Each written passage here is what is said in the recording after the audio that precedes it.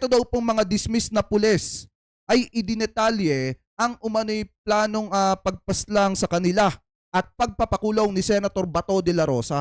Eto mga kababayan ha, yung mga ginawa ni Bato de la Rosa ng hindi maganda noong panahon na sila ay nasa kapangyarihan, ngayon unti-unti na silang binabalikan at sinisingil mga kababayan. So etong mga pulis mga kababayan na na-dismiss na kung saan planong ipatumba nung panahon na si Bato de la Rosa pa ang PNP chief mga kababayan at yung mga ipinakulong ni Bato de la Rosa, ngayon mga kababayan binabalikan etong si Bato de la Rosa. So ngayon pakinggan natin at panoorin natin etong nangyaring hearing kanina na kung saan yung mga dismissed na pulis ay nagbigay po ng kanilang mga statement patungkol po sa nangyari sa kanila nung panahon ng Duterte administration. So ngayon pakinggan po natin itong balita na nakita po natin galing po sa DAE News Philippines mga kababayan. Kanila po yan, hindi po yan atin.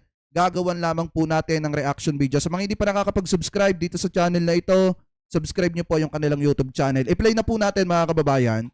Kami yung 7 pulis na pinag-push up ni former PNP Chief Bato de la Rosa sa Angeles City Police Office, sir. Kami, sir, yung pinantakip nila para gawing sensationalize yung kasong simpleng robbery extortion, sir, yung lang sa amin. Is ginawa kaming napping. Nirestrict kami sa campus, sir. Tinanggalan kami kaagad ng barrel, sir, at saka ng cellphone. Nirestrict kami doon wala pa kaming kaso, sir. Tapos nabalitaan na lang namin na may planong patayin kami, sir. Sino gutos? That time, sir, PNP Chief Bato de la Rosa, sir. Nako!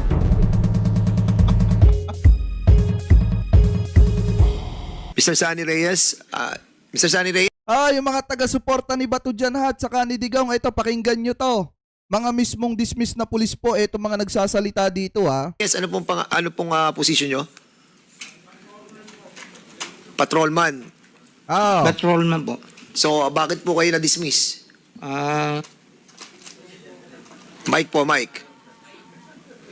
Ginasuhan po ako ng Station 11 po. Ano nga pong ikinaso sa inyo? Bali, ang drugs tsaka baril po, tinaniman po nila ako. Ano po? Yan. Drugs po tsaka baril po. At kayo nag-shoulder nung lahat ng gasto sa kaso nyo? Opo. Ang totoo po niyan, sir, Your Honor, yung pangyayari pong yun, yung meron pong nagpapanggap na pulis po dun sa huling lamay po ng kapitbahay namin. Ngayon po, tinulungan ko lang po, tinignan ko po kung totoo po bang pulis yun. Ngayon, nakaharap ko po, hindi po pulis yun, kaya pinagtulong-tulungan ng mga kapitbahay namin. Ngayon, nagpatawag po ako ng assistant na pulis at dumating po yung PO2 Bungato tsaka yung PO1 Luminis. Tinel over ko po sa kanila. At ang sabi sa akin po, sumunod daw po ako sa presinto para mapagsampa ng kaso.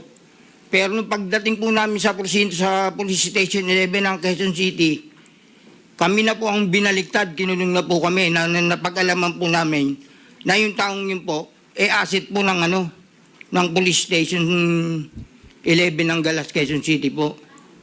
Ang masakit po nga po niyan, pati po yung mga anak ko, dinamay po nila. Hindi lang si Mr. Sunny Reyes mga kababayan yung ikinulong ha, at nabaligtad. Pati yung mga anak niya, dinamay, bali 4 ata sila mga kababayan, or 3 yung kanyang anak, tapos kasama siya. Lahat yon mga kababayan nakulong. Yun yung masakit dyan. Ngayon ipagpatuloy pa natin. Po kami nakulong na mag-ama. Na sinasabi nila yung acid daw pong yun, binaligtad kami, na hinold up daw po namin dun sa aming lugar. Yung pulis ipinakulong. Anyway. Po nila ako ng senaryo. Okay, so... Hindi, kahit sino talaga mga kababayan matatawa. Alam nyo kung bakit? Kasi kaya niya tinanong yung asset mga kababayan ng mga pulis kasi pulis siya. Ngayon, ang nangyari kasi dyan mga kababayan, kinukumpirma lang naman niya yung nagpapanggap na pulis. Kaso nung kumuha siya ng backup mga kababayan, bigla silang nabaligtad pagpunta ng presinto. At pinalabas mga kababayan na etong mga to, etong sina Mr. Sunny Reyes, sila yung may ginagawang anomalya. At hindi lang siya yung nakulong mga kababayan, kung hindi kasama pati yung mga anak niya. Ngayon ipagpatuloy pa natin. Diba sinasabi ng mga DDSet hindi daw uso yung taniman, wala daw ganon. Wala daw itinatanim na ipinagbabawal na bato, wala daw tanim baril mga kababayan, tanim bala. Eto, pakinggan natin. Oo nga eh. So nakulong po kayo nung 2016, 2017? Kailan po? 2017 po. 2017. Opo. Panahon ni Duterte yan. Mga kababayan, baka sabihin ng iba, hindi panahon ni Digong yan ha. Ngayon, pagpatuloy pa natin. Ha? A case was filed against you. Opo. Sino nag-file? Bali yung Station 11 po. Oh, yung police. Opo. Na sinasabi mo na Tinaniman po nila ako. At okay. dinamay pa po yung mga anak ko. Pinakulong din po nila. Grabe, mga Magkakasama kababayan. po kami nakulong ng mga anak ko. Ilan ang anak mo na nakulong with you? Bali, 3 po. So 4 kayo nakakulong? Opo.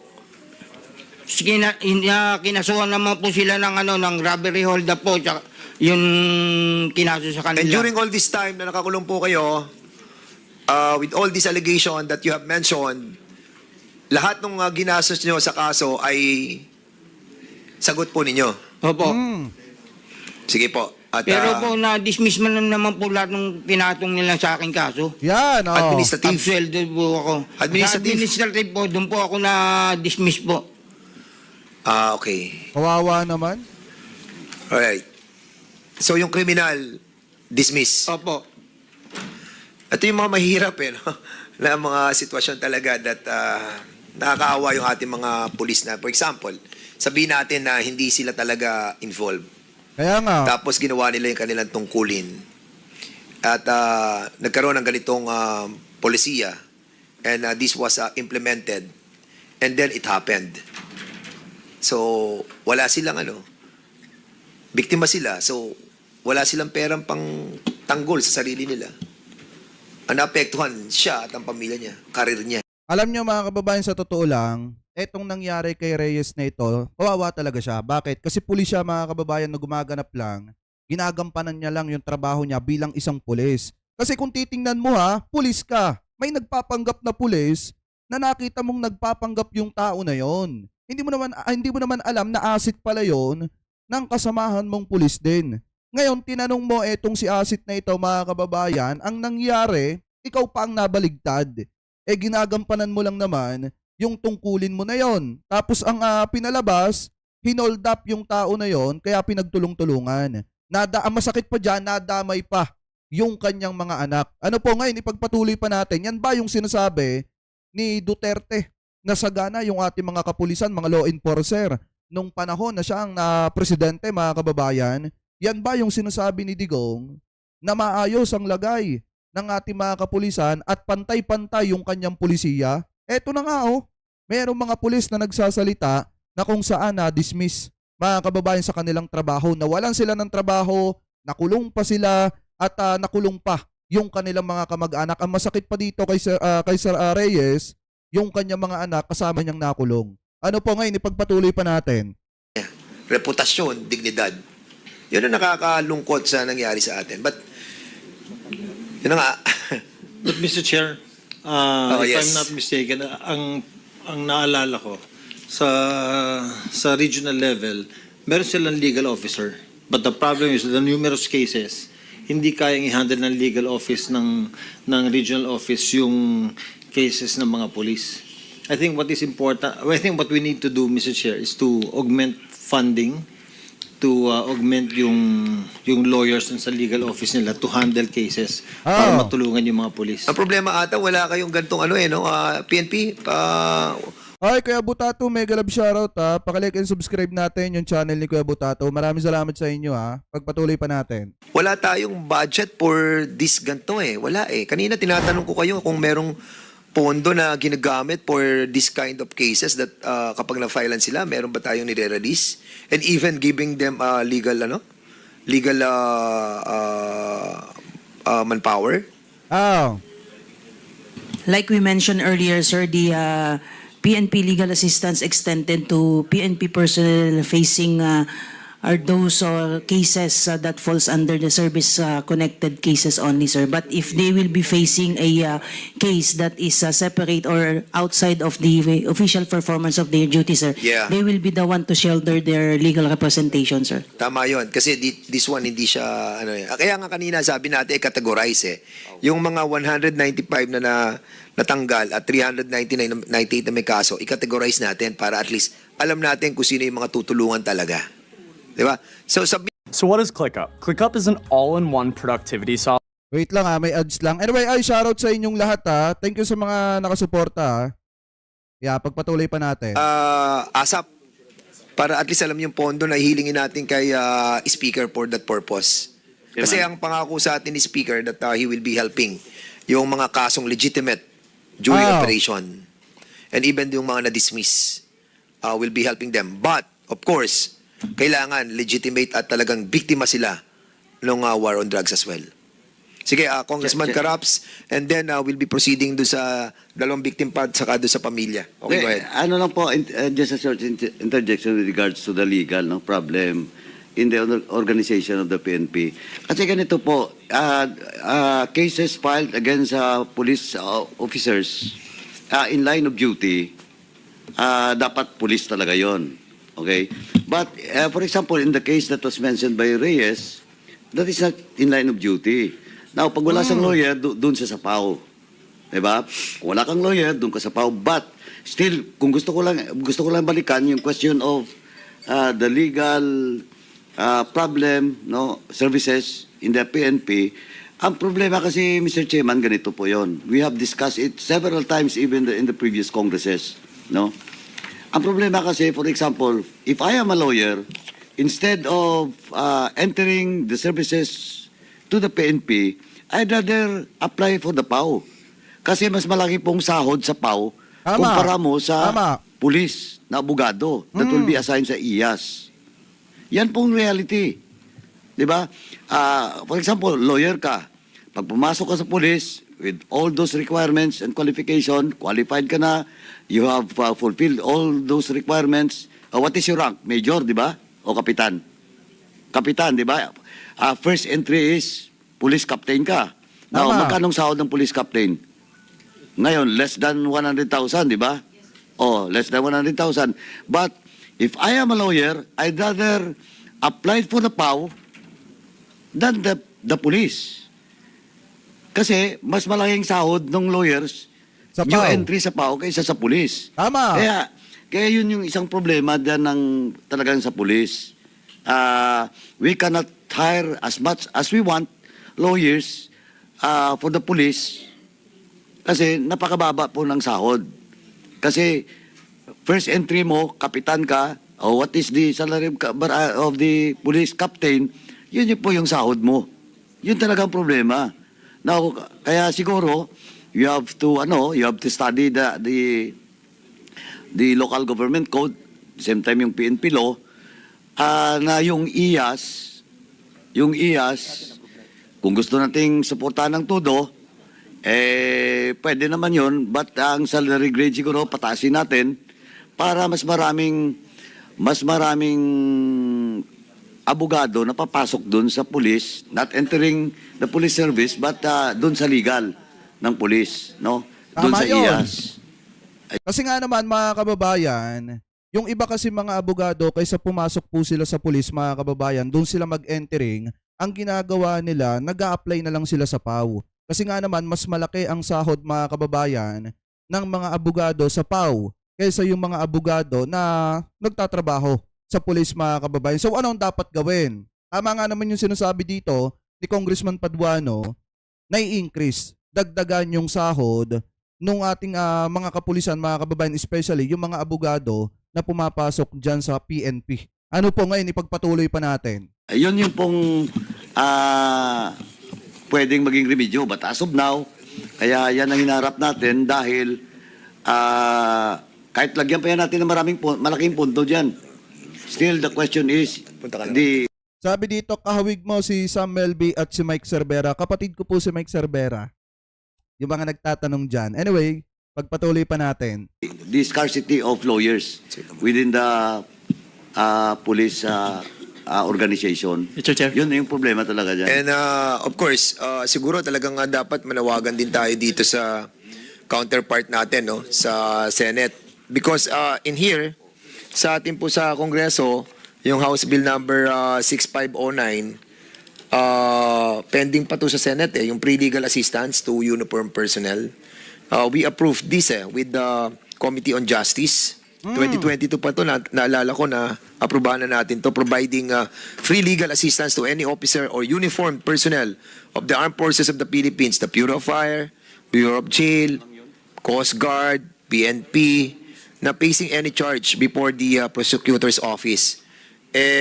Sana po ma-aprobahan na sa Senado to. Congressman Charon, please. I was just saying, Mr. Chairman, na yung mga abogadong pumapasok din sa ating government like sa PNP, hindi po sila naglilitigate.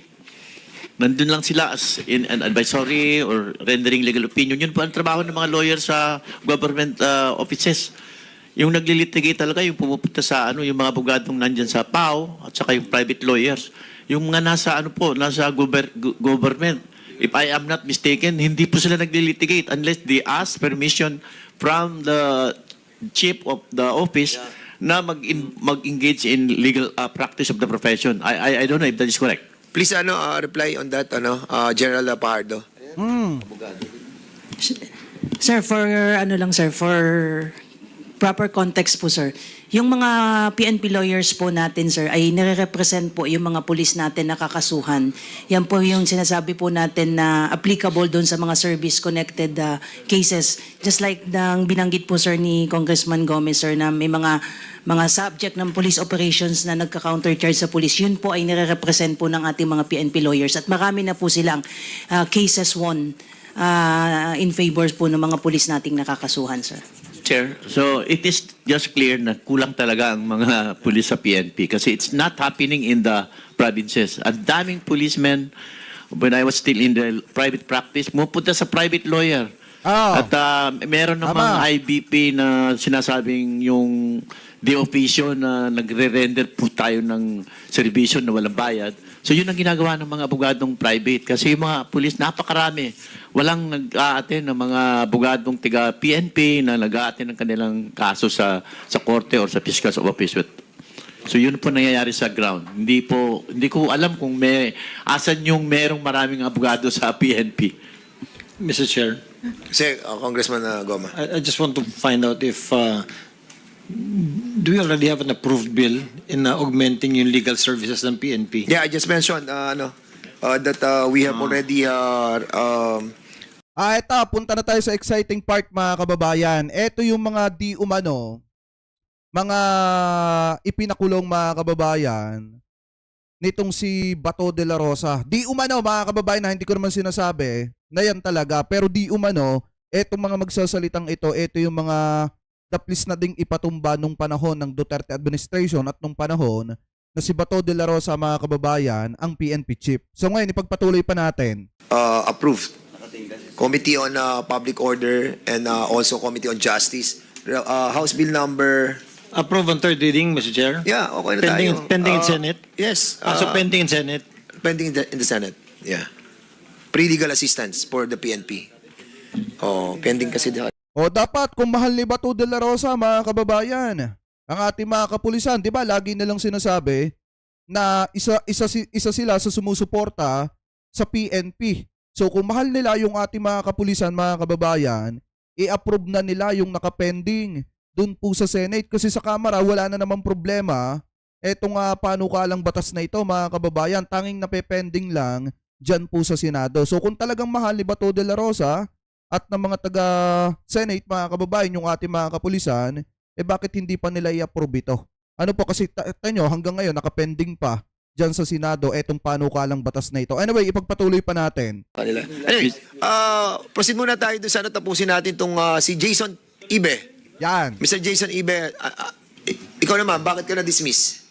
Sir, yung sa amin, sir, kami yung 7 pulis na pinag-push up ni former PNP Chief Bato de la Rosa sa Angeles City Police Office, sir.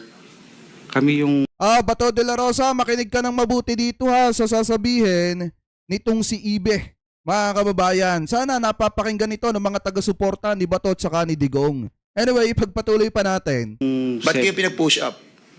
Ah, ang naging kaso namin, sir, is meron kaming hinuling Koreano sa Friendship Plaza, sir, sa Angeles City Police Station 5. Tapos, sir, naging dahil sumunod kami sa utos ng namin ng COP. Pinalaro niya yung dapat sanang ma-file na kaso. Naging robbery extortion, sir, yung kaso. Ngayon, sir, pumutok sa media dahil nakasabay yun sa kaso nung pinatay na Koreano sa loob Krame. ng krame. Yeah. Yung, if you remember, sir, yung kaso ni Ricky Santa Isabel na Yes. Juji yata yung Koreano. Eto yan mga kababayan, no? Kung makikita nyo, etong si Jiju. Jiju yung pangalan dito. Ji-ek-ju, Korean. Was a South Korean businessman kidnapping by the two policemen and later found dead on October 18, 2016 within the grounds of Camp Crame, the headquarters of the Philippines National Police. So ito, naging mainit na usapin to mga kababayan. Ang pinalabas kasi dyan, etong Koreanong ito mga kababayan ay kinidnap at saka pinatay. Ano po, pakitama na lamang po ko kung ako po ay mali. Ngayon, ang ginawa nila dyan, para, syempre, pinag-uusapan na to sa publiko, naging mainit na to mga kababayan, isinabay nila yung issue ng mga ito para mapagtakpan etong mainit na balitang ito patungkol dito sa Korean businessman na natagpo ang wala ng buhay mga kababayan. Yun yung pinalabas nila. Kaya ngayon, kung makikita nyo, parang ang nangyari dito, naging sacrificial lamb etong mga pulis na ito para lang masapawan yung init ng issue nitong si Joji or Jiju, mga kababayan. Ano po? Anyway, ipagpatuloy pa natin. Sorry, Jukin. Jiju. Okay, proceed, yes, sir. please. Para matakpan, sir, yung dahil naging national news yung Sa Korean. Korean na yun Tama. na namatay sa krami, sir. Mm. Ang kwento nung sa amin, sir, kami, sir, yung pinantakip nila para gawing sensationalize yung kasong simpleng robbery extortion, sir, yung lang sa amin. Is ginawa kaming kidnapping. Insist nila, sir, na pinapilit nilang pinafile na kidnapping yung maging kaso namin. Tas apparently, sir, nung after second day, sir, nang nangyari yun, sir, nirestrict kami sa kampo, sir. Tinanggalan kami kaagad ng baril, sir, at saka ng cellphone. Nirestrict kami doon wala pa kaming kaso, sir. Tapos nabalitaan na lang namin na may planong patayin kami, sir. O, di ba?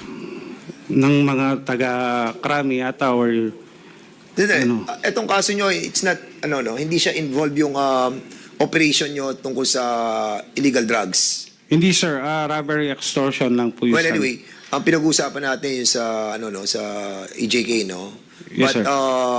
it's worth understanding also yung case ninyo. No? Kasi, sir, yung... But these are all, these are all your story and your allegation. But of course, we will be asking also the PNP to look into this.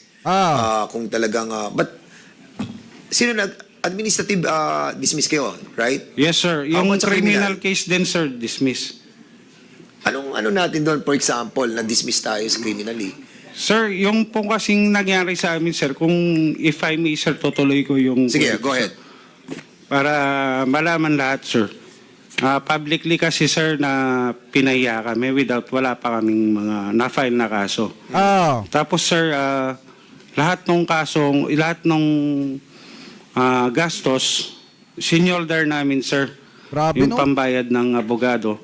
Where in fact, yung case namin, sir, Alam nyo ba mga kababayan kung bakit nila sinasabi na ipinahiya sila publicly? Kasi ginamit nga silang pantakip mga kababayan dito sa nagba-viral na usaping ito etong patungkol kay GX Ju na Korean businessman na di umano mga kababayan kinidnap daw ng 2 policeman and then natagpuan daw mga kababayan na wala ng buhay noong October 18, 2016 kung saan mga kababayan within the grounds of Camp Crame. Siyempre pinag-uusapan na yan nationwide. Kailangan nila ng isa pang issue na mainit mga kababayan na pwedeng ipantakip doon para mabaling at makuha yung atensyon ng sambayan ng Pilipino, hindi lang ng sambayan ng Pilipino kung hindi ng buong mundo. Mga kababayan, kasi nga etong usaping ito patungkol sa Korean businessman na ito, naging usapin mga kababayan halos sa buong mundo kasi nga pinag-uusapan itong nangyaring ito. Ngayon ang ginawa nila, kaya sinasabi dito na napahiya itong mga ito, mga kababayan, etong mga ito yung ginamit na pantakip dun sa issue na yon. Ano po ngayon, ipagpatuloy pa natin. Job-related, work-related po yun. Kaso, walang support sa PNP, sir. Yun ang masakit. Tapos, Sino nagkaso sa inyo? tapos sir, na-dismiss na yung kasong kriminal namin. Umatras na yung complainant. Sir, pinakulong pa kami. Yun yung masakit dun, sir. Sino pakulong sa inyo? PNP, sir. Sino Grabe, gutos? no? That time, sir, PNP Chief Bato de la Rosa, sir. Merong So yung nagreklamo sa kanila mga kababayan, yung nagsampa sa kanila ng kaso, iniurong na yung kaso. Kaso ang problema, etong si Bato de la Rosa mga kababayan, kasi panahon ni Bato de la Rosa yan eh. Ang tinutukoy din nila dito, nitong sina EB mga kababayan, ay etong si dating PNP Chief Bato de la Rosa daw. Na kahit inuurong na yung kaso laban sa kanila, ipinakulong pa rin sila nitong si Bato de la Rosa. Ngayon ipagpatuloy pa natin. merong Yan ba yung may malasakit sa ating mga kapulisan nung panahon ng Duterte administration? Eto nga iniurong na yung kaso pero ipinakulong pa rin ni Bato de la Rosa. itong video sa YouTube, sir, na plano kaming patayin, sir, para matakpan yung kaso sa Crame na binulgar ni asawa ni Ricky Santa Isabel, sir. Na makikita pa yun sa YouTube. Mismong siya nagpa-interview. Kasi mga kababayan, sa totoo lang, etong nangyari sa Korean businessman na ito po ay kahihiyan ng Camp Crame nung panahon ni Bato de la Rosa. Siyempre, si Bato de la Rosa mapuputukan dyan dahil siya ang PNP chief nung mga panahon na yan, mga kababayan. Kaya ngayon, siguro nag-isip sila ng pwedeng itakip at ginamit nila etong mga kapulisan na ito na kahit umurong na yung nagsampa ng kaso sa kanila, ipinakulong pa rin sila ni Bato de la Rosa para lang mapagtakpan etong nangyaring ito sa Camp Crame na si Bato de la Rosa ang PNP chief. Ano po, ipagpatuloy pa natin. Paano, boss? Sa GMA or sa National TV na itong police na dapat, kaya kinakasuhan kami ng kidnapping, sir. Muntik na kaming ilatag din. Hindi ko alam, sir, kung DDS or ganon. Pero yung asawa mismo ni Ricky Santa Isabel, sir, hindi siya pumayag na ganun yung gawin nila sa amin. At with the support of our wives and relatives, sir, binantayan kami sa kampo, kanya hindi natuloy yung plano, sir. Paano nyo nalaman yung sinasabi nyong alleged plan? Paano nyo naman na Sir, kasi yung first na dinala kami sa campus, sir, restricted, tinanggalan kami kaagad ng baril tsaka cellphone. Huwag daw kami makikipag-communicate sa labas. Tapos, sir, dahil sa ACPO, doon kami, maraming kaming kakilalang polis. Sinabi nila sa amin, wala kaming cellphone, sir. Nasa isang kwarto kami. Sabi nila, may planong patayin kayo, kukunin kayo dyan, sabi niya. Grabe, no? Sabi, tawagin niyo yung mga kamag-anak niyo, bantayan kayo, sir. Apparently, sir, na-verify namin po yun. Sino nagsabi sa iyo ng ganun? Yung mga kasama din namin, Official police, sir. doon? Yes, sir, mga kadikit na Saan namin area yan? official. Saan area kayo? Angeles City Police Officer. Saan? Angeles City Police Officer. Can you mention the name of Pampanga. the officer who have Kung sa Told you. executive session, sir, kung makakailing kami. Or sa Yun. affidavit. I-mention namin Ha? na.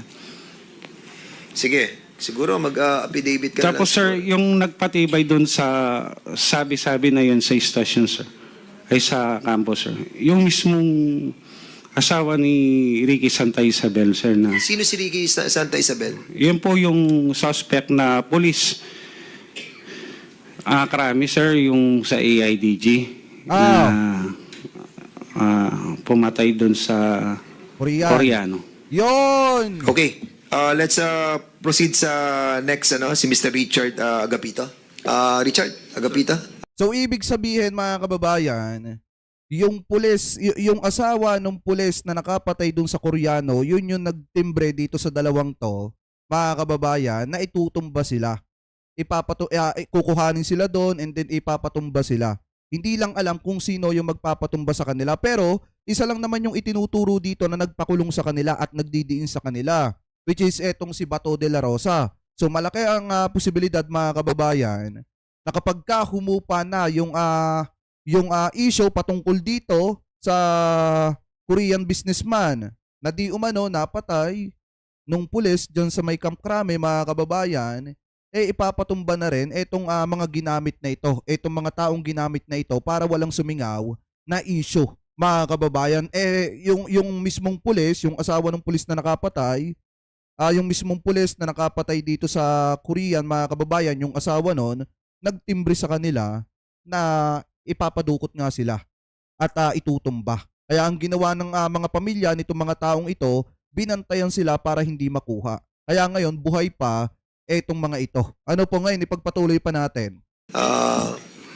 Can you tell us your, bakit ka na-dismiss? Sir, good morning po. Dagdag lang po doon sa sinabi sa kasama ko po ni Mr. Jason Ibe po. Yun nga sir, yung na-humiliate po kami in public without, wala pa pong naka-file na... Kasama mo si Jason? Yes sir. Magkakasama kayo? Pito po kami sir na yung pulis sa Angeles. Na public humiliate po kami and yun nga po, wala pang naka-file na kaso. Okay. Thank you so much, Mr. Richard Agapito. Yes sir, thank you po. Ito namang biktima, kasi we're running out of time. Hanggang 12 lang po tayo. So, itong widow, nung si Miss Floradel Collantes. Sige, ma'am, you have the floor. Ito, pakinggan natin. Good morning po sa lahat. Ako po si Floradel Collantes. Bali, common law wife lang po talaga ako nang namatay ko pong asawang pulis na si Patrol PO1 Joverjan Largesabal. Nung time po na namatay po siya, madaling araw po noon nagpaalam po siya na may drug operation po sila. And nung araw din po na yon, dapat po kasal po namin sa civil. Pero ang paalam po kasi niya sa akin is makakabalik po siya before 8 a.m. So, naghihintay po kami ng anak ko. Nung time po na yun is 1-year-old pa lang po yung anak ko. And then, hindi na po siya nakabalik. Hindi na po siya nakauwi. Yun. Then, siguro, parang past 12 na po ng tanghali, nung may tumawag po sa akin, investigador po siya, nakalimutan ko na po yung pangalan. Doon na po sinabi sa akin na yung daw pong nagmamayari ng cellphone na ginamit, kasi yung pong ginamit na pantawag sa akin is yung cellphone pa rin po nung asawa ko. So, nagtaka po ako, bakit po iba na po yung sumagot, iba na po yung tumawag sa akin. So, doon na po sinabi sa akin na, yun nga po, patay na po yung asawa ko. So, napakasakit po hanggang ngayon, kahit na matagal na po yung nangyari. Pero, ang sa akin lang, sir, may mga natanggap po akong benefits. At big things ko po yun sa PNP po, dahil kahit papano, hindi po nila kami tinatalikuran. Especially po dun sa mga naging official po ng asawa ko nung time na yon, dahil nung time po na wala pa po kaming natatanggap, hindi po nila kami pinabayaan, kahit papaano tinutulungan po nila kami. Galing na po yun sa sarili nilang Pulsa. nilang pera. Ang sa akin, sir, yung po kasing benefits na para sa anak ko, na-decline po sa NAPOLCOM. Inipit. Kung pwede po sana. Kahit nung time po na yun na, kasi pandemic, naabutan po yun ng pandemic, nung pinaprocess po yun. So, nung pwede na po akong makaluwas nun, prinasis ko pa po yun, nagpunta po ako ng Makati, NAPOLCOM. Nagmakaawa po ako dun para lang, kahit, sabi ko po, kahit yung sa educational lang po, kung hindi nyo na po maibibigay yung gratuity. Pero, ang ginawa lang po is pinagsubmit lang po ako ulit nung mga copy po nung requirements. Hanggang sa umabot po na kinailangan ko pa pong kumuha ng attorney na magpa-process po nung parang, di ba sir, napakasakit naman po yun na yung asawa ko po, kung iisipin ko, isa po siyang hero kung tutuusin.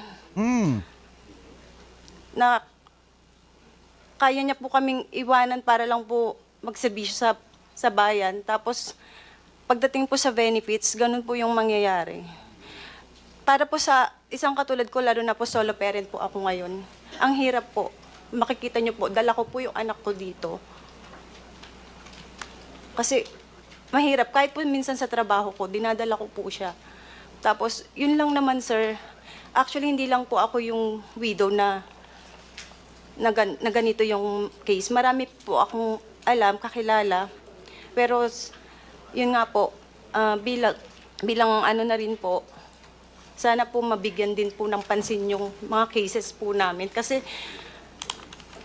nawalan na nga po kami, tapos marami po talagang... Sa poll dito, NAPOLCOM, mga kababayan, makakalampag sila ngayon dito kasi unang-una, wala na nga naman yung kanyang asawa, ang kinukuha na lang nila yung benefits, mga kababayan, na para sana doon sa kanilang anak. Kasi wala na nga yung kanyang asawa. Kaso ang problema, pagdating ng NAPOLCOM, ayon po dito sa isang widow, mga kababayan, ng ating magiting na pulis, iniipit pa. Tapos pinapahirapan pa sila, mga kababayan. Sa madalit salita, parang ayaw pang ibigay yung benepisyo na dapat ay para dun sa kanyang anak dahil wala na nga yung kanyang asawang pulis. Ano po? Anyway, ipagpatuloy pa natin. Hindi napapansin. Okay, thank you so much, sino to? Miss Colliantes. NAPOLCOM, di ba meron siyang 1-year salary, Yan. 1 monthly pension, burial expenses, 3-month salary para sa kasi ito yung mga binigay, di ba? But yung sa educational ng mga anak, the chair would like to acknowledge the presence of Vice Chair Romy Acop. Rico, please. Yeah, thank you, Mr. Chair. Under our rules po, meron po tayong binibigay na scholarship para po sa mga qualified children of the policemen who passed away in the course of their duty. So we will look into this po. No? Usually po kasi na-deny kapag hindi na-prove na sila po ay children or yung asawa. Minsan po kasi mga common law, kaya po hindi nagagrantan. But we will give preferential attention to this matter po. Kailangan kasi kasal. Yes, Hindi po, kayo Mr. nakasal. Chair. Sir, nung araw po na yun, kasal po dapat namin, pero hindi po kami nakasal. Pero sir, may anak po kami. Yun na nga, yung mga ganun sitwasyon di ba? Kaya nga. So, paano We will- naman po yun, di ba? Mr. Chair, pwede naman po kapag po proof po na children naman nila yung we can give the assistance. So, baka lang po Yun! it's a matter of evidentiary submissions lang po. And that's a very reason why we are conducting this hearing, para at least malaman ng mga naging biktima ng mga pulis, no? Yung mga namatay, yung mga nasugatan, yung mga nagkaroon ng kaso, that this committee will be helping them to have a kung sakasakali ng special account, no, para do sa budget natin for 2025. Masama natin yung mga ganitong klase na napabayaan, no, sa war on drugs. Sa Chicken Joyous, O ayan mga kababayan ha, kita nyo, maliwanag dito na tatamaan si Bato de la Rosa. Bakit? Kasi siya yung pinapangalanan nung bali 7 pulis yun eh. Kaso 2 lang yung nagrepresent kanina at nagsalita dito po sa dito sa kamera. Patungkol dun sa ginawa ni Bato de la Rosa sa kanila mga kababayan. Kasi lantaran na lang binanggit yung pangalan ni former PNP Chief Bato de la Rosa na kung saan kahit na nga naman iniurong nung nagsampa sa kanila ng kaso yung demanda, tinuluyan pa rin sila ni Bato de la Rosa at balak pa nga mga kababayan na ipatumba sila para pagtakpan lang etong issue na kung saan namatay etong Koreano businessman na napatay ng isang pulis dyan po sa may Camp Crame mga kababayan. So ngayon pakinggan natin at abangan natin yung magiging sagot dito ni Bato de la Rosa kasi pinaparatangan siya mga kababayan. May aligasyon sa kanya etong 2 na-dismiss na pulis. Dahil kung titingnan nyo, di ba ang laging binibitawan ni Bato de la Rosa lagi, mahal nila ang PNP. Mahal daw ni dating Pangulong Duterte ang PNP. So kung mahal nila ang PNP, bakit may mga ganito mga kababayan na mga pulis na natanggal sa serbisyo ang binabanggit ang pangalan ni Bato de la Rosa, hindi sa maganda kung hindi sa taong nagdiin sa kanila, mga kababayan. So kayo, ano po ang komento nyo? Hingil po dyan sa topic na yan, mga kababayan. So comment below na lamang po kung ano po masasabi nyo. Hingil po dito sa mga naging revelasyon ng mga dismissed police na ito.